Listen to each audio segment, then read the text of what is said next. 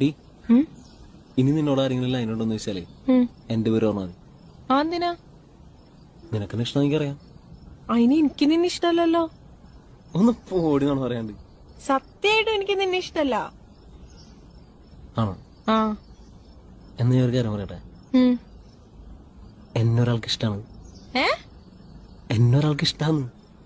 പിന്നെ എന്ത്? ഒന്നുമില്ല.